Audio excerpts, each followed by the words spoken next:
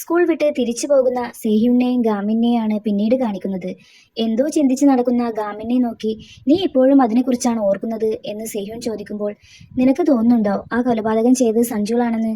അവൻ അങ്ങനെ ചെയ്യൂ എന്ന് ചോദിക്കുകയാണ് ഗാമിൻ. ഒരു പക്ഷേ ചെയ്യാനും ചാൻസ് ഉണ്ട്, അവനൊരു ഫൈറ്ററാണ്, പോരാത്തതിന് പിഹാൻഹുളിന്റെ അടിമയുമല്ലേ എന്നൊക്കെ സെഹ്യുന് മറുപടി പറയുന്നുണ്ട് അതിന്. പിറ്റേ ദിവസം സൺചോളിന്റെ കേസിനെ കുറിച്ച് സ്റ്റഡി ഗ്രൂപ്പിലെ മെമ്പേഴ്സ് അവർക്ക് കിട്ടിയ അറിവുകളെ വെച്ച് ഒരു ഇൻവെസ്റ്റിഗേഷൻ നടത്തിയതിനെ കുറിച്ച് പറയുന്നതാണ് കാണിക്കുന്നത്. സേഹ്യോണും ഹീവണുമാണ് ഇതിനെല്ലാം മുന്നിലുള്ളത്. ലീജുനും ജീവുയും മനസ്സിലാ മനസ്സോടെയാണ് അവിടെ ഇരിക്കുന്നത്. പിഹാൻഹുൾ കഴിഞ്ഞ വർഷമാണ് ഈ സ്കൂളിൽ ജോയിൻ ചെയ്തത്. അതിനുശേഷം ആൻജിയോണിലെ ഹൈസ്കൂൾ വിദ്യാർത്ഥികളുടെ ആക്രമണങ്ങൾ കുതിച്ചുയർന്നിട്ടുണ്ട്. ആൻജിയോണിലെ മൊത്തത്തിലുള്ള ആക്രമണങ്ങളുടെ ലിസ്റ്റ് എടുത്ത് നോക്കിയാൽ ആദ്യമൊക്കെ അഡൽട്ടുകളായിരുന്നു മുന്നിലുണ്ടായിരുന്നത്. എന്നാൽ അതിപ്പോൾ 18 വയസ്സ് തികയാത്ത ഹൈസ്കൂൾ വിദ്യാർത്ഥികളായി മാറിയിട്ടുണ്ട്. ഇതിനർത്ഥം ആക്രമണങ്ങൾ നടത്താൻ ആരോ വിദ്യാർത്ഥികളെ യൂസ് ചെയ്യുന്നുണ്ട് എന്നല്ലേ എന്നൊക്കെ സേഹ്യുൻ പറയുമ്പോൾ, അതെന്തിനെ എന്ന് ലീജുൻ ചോദിക്കുന്നുണ്ട്. ഒരു ഗാങ്സ്റ്ററേക്കാളും വിദ്യാർത്ഥികൾ ബെറ്റർ ആവുന്നത് എന്തുകൊണ്ടാണെന്ന് അറിയോ എന്ന സേഹ്യുന്റെ ചോദ്യത്തിന് അവരുടെ ലുക്ക് കണ്ടിട്ടാവും എന്ന് തമാശക്ക് ലീജുൻ പറയുന്നുണ്ടെങ്കിലും കാര്യമായ മറുപടി പറഞ്ഞത് ഗാമിനാണ്. അപ്പോഴാണ് ഗാമിൻ അവിടെ വന്ന കാര്യം തന്നെ അവരറിയുന്നത്. വയസ്സ് എന്നാണ് ഗാമിൻ പറഞ്ഞിട്ടുള്ളത്. അതെ, അത് ശരിയാണ്. മൈനേഴ്സായ നമ്മളെ ജുവനൈൽ ലോ പ്രൊട്ടക്ട് ചെയ്യുന്നുണ്ട്. ആദ്യമായി ഒരു കുറ്റകൃത്യം ചെയ്യുന്ന ഒരു മൈനർക്ക് ഈസിയായി കുറച്ച് വർഷം കൊണ്ട് തന്നെ പരോളിൽ ഇറങ്ങാം എന്ന് സേഹ്യുൻ പറയുമ്പോൾ, അപ്പോൾ ഒരാളെ കൊന്നാൽ നമുക്ക് കുറച്ച് വർഷം മാത്രമേ ശിക്ഷ കിട്ടുള്ളൂ എന്നല്ലേ എന്ന് ഹീവൺ ചോദിക്കുന്നുണ്ട്. അതൊക്കെ ശരിയാണ്, പക്ഷേ ആരെങ്കിലും വേറൊരാൾക്ക് വേണ്ടി ജയിലിൽ പോകാൻ തയ്യാറാവോ എന്ന ലീജുന്റെ സംശയത്തിന്, 3 വർഷം നിങ്ങൾ ജയിലിൽ സെർവ് ചെയ്താൽ അവർക്ക് യോംബെക് ഫാമിലി അതുപോലെ വൈബി കൺസ്ട്രക്ഷനിൽ ജോയിൻ ചെയ്യാൻ കഴിഞ്ഞാലോ, അപ്പോൾ ചെയ്യില്ലേ എന്ന് തിരിച്ചു ചോദിക്കുന്നുണ്ട് സേഹ്യുൻ. അതൊക്കെ ശരിയാവാം, പക്ഷേ സഞ്ജോളല്ല കൊലപാതകം ചെയ്തിട്ടുള്ളത് എന്ന് തെളിയിക്കാൻ നിന്റെ കയ്യിൽ വല്ല എവിഡൻസ് ഉണ്ടോ എന്ന് ജീവു ചോദിക്കുമ്പോൾ ഉത്തരം മുട്ടിപ്പോകുന്നുണ്ട് സേഹ്യുവിന്. ഫ്ലാഷ് ബാക്കിൽ കാണിക്കുന്നത് ഗാമിൻ വീട്ടിലേക്ക് പോകുന്ന വഴിയിൽ വെച്ച് ദേച്ചോളിനെ കണ്ടുമുട്ടുന്നതാണ്.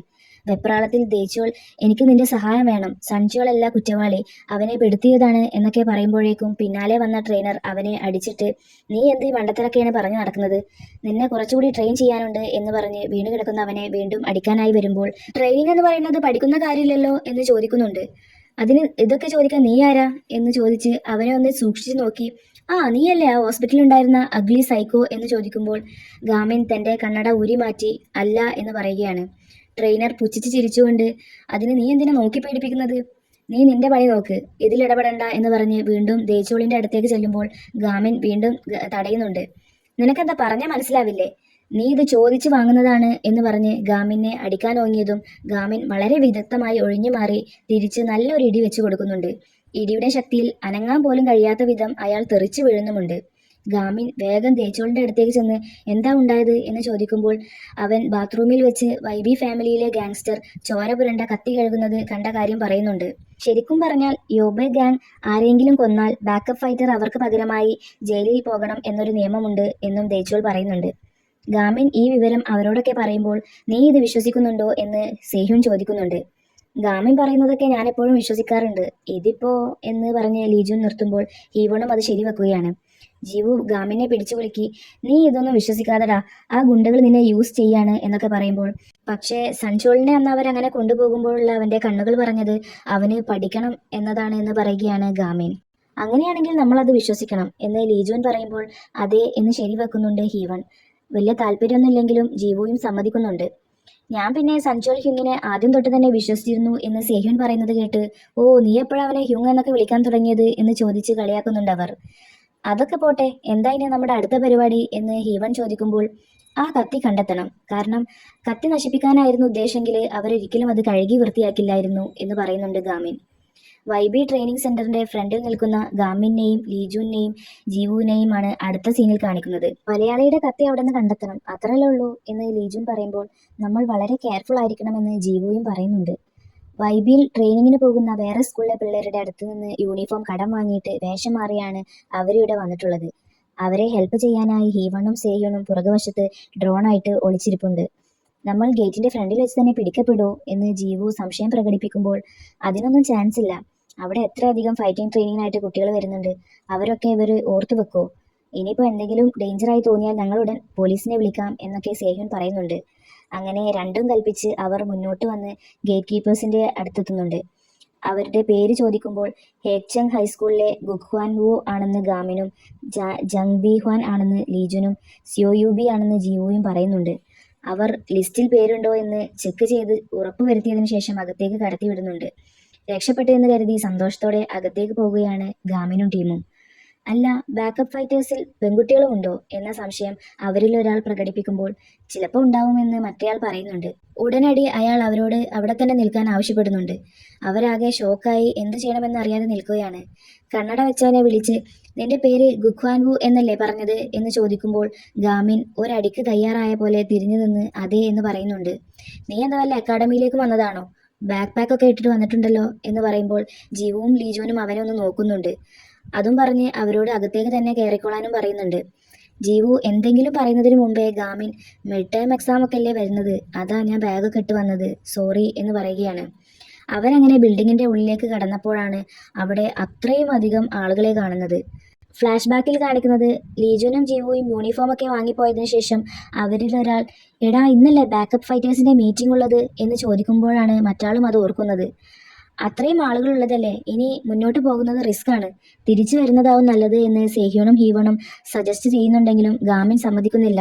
നമ്മൾ ഏതായാലും വന്നു, ഇനി എന്തായാലും കത്തി എവിടെയെന്ന് നമുക്ക് സെർച്ച് ചെയ്ത് നോക്കിയിട്ട് തന്നെ തിരിച്ചു പോവാം എന്നവൻ പറയുമ്പോൾ അതാണ് നല്ലത്, എനിക്കിനി ഇവിടേക്ക് തന്നെ തിരിച്ചു വരേണ്ട എന്ന് ജീവവും പറയുന്നുണ്ട്. അങ്ങനെ അവർ ധൈര്യം സംഭരിച്ച് അകത്തേക്ക് കടക്കുകയാണ്. ആൾക്കൂട്ടത്തിനിടയിൽ സഞ്ജുൾ അവിടെ ഇരിക്കുന്നത് നമുക്ക് കാണാം. ഡ്രോൺ ഓപ്പറേറ്റ് ചെയ്ത് പിഹാൻഹുളും ആ കൊലയാളിയും 4th ഫ്ലോറിലാണ് ഉള്ളത് എന്ന് മനസ്സിലാക്കിയ സേഹ്യോണും ഹീവണും അവരോട് അത് പറഞ്ഞു കൊടുക്കുന്നുണ്ട്. കത്തി എന്തായാലും ഇവിടെ ഉണ്ടാകാൻ ചാൻസ് ഉണ്ട്, എന്തായാലും അവർ പോകുന്നത് വരെ വെയിറ്റ് ചെയ്യാം, അല്ലെങ്കിൽ ഡേഞ്ചർ ആണ് എന്നും പറയുന്നുണ്ട് സേഹ്യോൺ. ഗാമിനും ടീമും സ്റ്റെപ്പ് കയറി 4th ഫ്ലോറിൽ എത്തിയപ്പോൾ ഹാൻഹുളും ടീമും റൂമിൽ നിന്ന് ഇറങ്ങിയ കാര്യം സേഹ്യോൺ പറയുന്നുണ്ട്. അവർ എലിവേറ്ററിൽ കയറിയാൽ ഉടൻ നമുക്ക് റൂമിലേക്ക് പോകാമെന്ന് പറഞ്ഞ് ജീവു മെല്ലെ ഡോർ തുറന്നു നോക്കുമ്പോൾ അവർ എലിവേറ്റർ യൂസ് ചെയ്യാതെ സ്റ്റെയർകേസിന് നേരെ വരുന്നതാണ് കാണുന്നത്. അവരെന്തിനാ ഇപ്പം ഇങ്ങോട്ട് വരുന്നത്, ഇനിയിപ്പോൾ നമ്മൾ എന്താ ചെയ്യുക എന്ന ടെൻഷനിലാണ് ഗാമിനും ടീമും. പിഹാൻഹുളും മിൻഹ്വാനും കൂടെ കൊലയാളിയും ട്രെയിനേഴ്സും നടന്ന് മുന്നോട്ട് വരികയാണ്. ഈ മീറ്റിംഗിന് ശേഷം സഞ്ജുവൽ പോലീസിനെ സ്വയം കീഴടങ്ങും, അപ്പോൾ പിന്നെ പേടിക്കേണ്ട ആവശ്യമില്ല എന്ന് പിഹാൻഹുൾ പറയുമ്പോൾ ഓക്കെ സാർ എന്ന് പറയുന്നുണ്ട് ആ കൊലയാളി. അവർ സ്റ്റെപ്പ് ഇറങ്ങുമ്പോൾ പെട്ടെന്ന് ഡോർ അടയുന്ന ശബ്ദം കേട്ട് റൂഫ് ടോപ്പിൽ ആരോ ഉണ്ടെന്ന സംശയം പ്രകടിപ്പിച്ച് ട്രെയിനർ പോയി നോക്കിയിട്ട് വരാമെന്ന് പറഞ്ഞ് മുകളിലേക്ക് പോവുകയാണ്.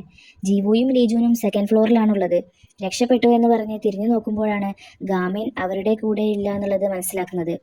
ഗാമിൻ വഴി മാറി ടെറസിലേക്കാണ് ഓടിയിട്ടുള്ളത്. ടെറസിന്റെ ഡോറിന് തൊട്ട് മുകളിലുള്ള സ്ലാബിൽ ഒളിഞ്ഞു കിടക്കുകയാണ് ഗാമിൻ. ആ ട്രെയിനർ ടെറസിൽ വന്ന് ചുറ്റും നോക്കിയിട്ട് ആരെയും കാണാത്തതുകൊണ്ട് തിരികെ തന്നെ പോകുന്നുണ്ട്. ഗാമിൻ പതിയെ ഇറങ്ങി വന്ന് ആ ട്രെയിനർ പോയി എന്ന് ഉറപ്പ് വരുത്തിയതിനു ശേഷം വാതിൽ തുറക്കാൻ ശ്രമിക്കുമ്പോൾ എത്ര നോക്കിയിട്ടും കിട്ടുന്നില്ല. പാസ്വേഡ് ലോക്കുള്ള ഒരു ഡോറായിരുന്നു അത്. ഇതേ സമയം താഴെ ഹാളിൽ ഒരു വിസിറ്റിംഗ് കാർഡിലേക്ക് നോക്കിയിരിക്കുകയാണ് സഞ്ജുൾ. യോബെക് ഡെപ്യൂട്ടി കിം സഞ്ജോൺ എന്നാണ് ആ കാർഡിൽ ഉണ്ടായിരുന്നത്. അപ്പോഴാണ് അവിടേക്ക് ഹാൻഹുളും ടീമും കടന്നു വരുന്നത്. അവരെ കണ്ടതും അവിടെ ഉണ്ടായിരുന്നവരൊക്കെ ലൈനായി അച്ചടക്കത്തിൽ നിന്നുകൊണ്ട് ഹാൻഹുളിനെ ഗ്രീറ്റ് ചെയ്യുന്നുണ്ട്. ഹാൻഹുൾ മൈക്കിലൂടെ സഞ്ജോളിന്റെ പേര് വിളിച്ച് സ്റ്റേജിലേക്ക് വരാൻ പറയുകയാണ്. സഞ്ജോൾ സ്റ്റേജിലെത്തിയപ്പോൾ ഇതാണ് സഞ്ജുൾ, നമ്മുടെ യോബാക് ഫാമിലിയിലെ പുതിയ അംഗമാണ് എന്ന് പറഞ്ഞ് പരിചയപ്പെടുത്തിക്കൊണ്ട് ഒരു ബാഗ് എടുത്ത് തുറന്നു പിടിച്ച് അതിലുള്ള പണം എല്ലാവരും കാണത്തക്ക വിധം അവന് നൽകിക്കൊണ്ട് ഇതാ ഈ പണം കൊണ്ടുപോയി നീ നിന്റെ ഗ്രാൻഡ്പയുടെ ഹോസ്പിറ്റൽ ബില്ലടക്ക്, ഇത് മുഴുവൻ നിനക്കുള്ളതാണ്, വാങ്ങിക്ക് എന്ന് പറയുകയാണ്. നിവൃത്തികേട് കൊണ്ടാവണം സഞ്ജുൾ അത് വാങ്ങിക്കുന്നുണ്ട്. നിങ്ങൾക്കിപ്പോൾ അവനോട് അസൂയ തോന്നേണ്ട സമയമല്ല ഇത്, അവനെ നിങ്ങൾ കൺഗ്രാജുലേറ്റ് ചെയ്യൂ എന്ന് പറയുമ്പോൾ എല്ലാവരും കൈയടിക്കുന്നുണ്ട്. ഗാമിൻ ടെറസിലുള്ള വിവരം ഡ്രോൺ വഴി സേഹ്യോനും ഹീവണ്ണും കാണുന്നുണ്ട്. അവനവിടെ ലോക്കായ വിവരം അറിയുമ്പോൾ നീ എന്തിനാ ഞങ്ങളെ ഫോളോ ചെയ്യാതെ വേറെ വഴിക്ക് പോയത് എന്ന് ചോദിച്ച് ജീവു ചൂടാകുന്നുണ്ട്.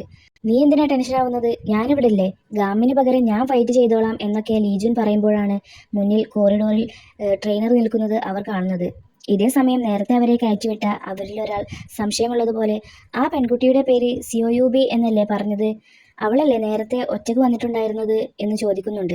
ജീവു ലീജുവിനെ ചേർത്ത് പിടിച്ച് എടാ നിന്റെ ആ ജോക്ക് ഞാനിപ്പോൾ തൽക്കാലം സീരിയസ് ആയിട്ട് എടുക്കുകയാണ്, അപ്പോൾ നീ ഇവനെ നേരിട്, കഴിയുന്നത്ര പിടിച്ചു നിൽക്കാൻ നോക്കണം, ഞാൻ നിന്നെ വിശ്വസിച്ച് ഏൽപ്പിച്ച് പോവുകയാണ് എന്നൊക്കെ പറഞ്ഞ് ജീവു കത്തി തിരയാനായി ഓടുകയാണ്.